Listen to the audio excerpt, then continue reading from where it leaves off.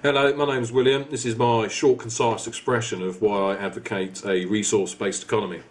Now I've been a member of the movement for quite a long time now. I'm a sociologist in Britain, or soon to be. I'm just about to finish university, and I've been working with homeless young people in Portsmouth now for 10 years, which has been a journey. I don't know how you can put it really. Like in the new Zeitgeist film, and they talk about kind of childhood and things that should happen that don't, and things that don't happen that should.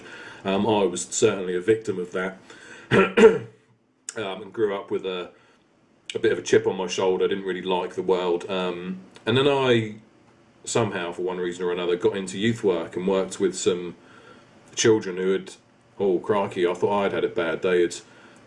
I hadn't really ever met anyone who had kind of extreme kind of sexual abuse or physical abuse till I started working in the sector with young people, and it was so sad. And I've just kind of learnt that there's a reason why vast sectors of society aren't happy, and why they're not out there happily working away and being good citizens, you know. And quite simply, that's because their formative years, when they were learning about the world and what to expect from the world and how to be and how to operate, that they were abused by those nearest and closest to them, you know, physically, sexually, mentally. I've, you know, just seen such sad cases, and it just, after a while, I just couldn't escape the fact that people aren't born equal, you know. People are all born into different pockets, and because we have different levels of society with different levels of cultural and kind of financial capital, that people are just vastly differentiated, and it's so sad, you know.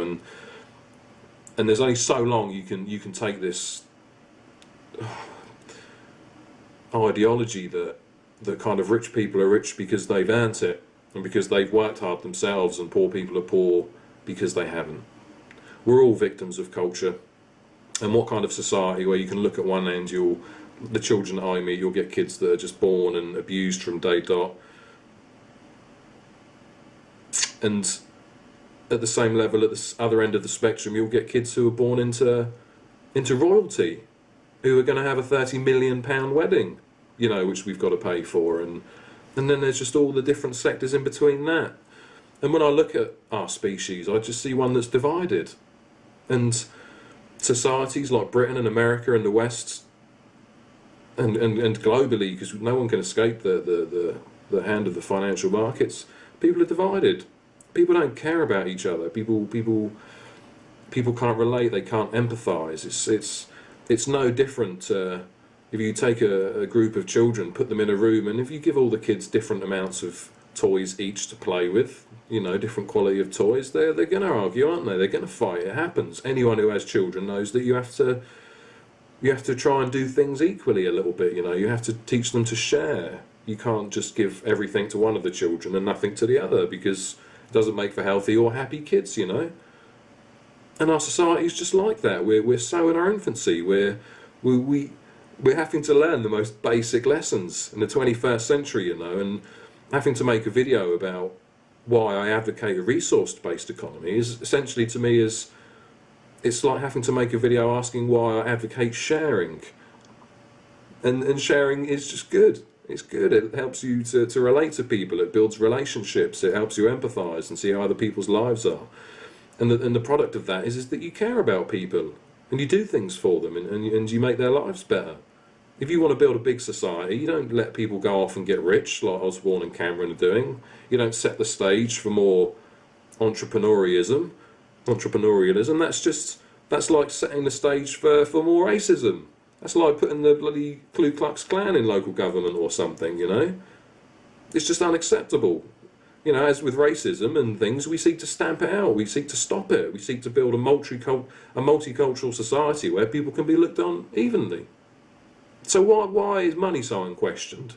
Why are we still waiting for this bloody invisible hand to turn up?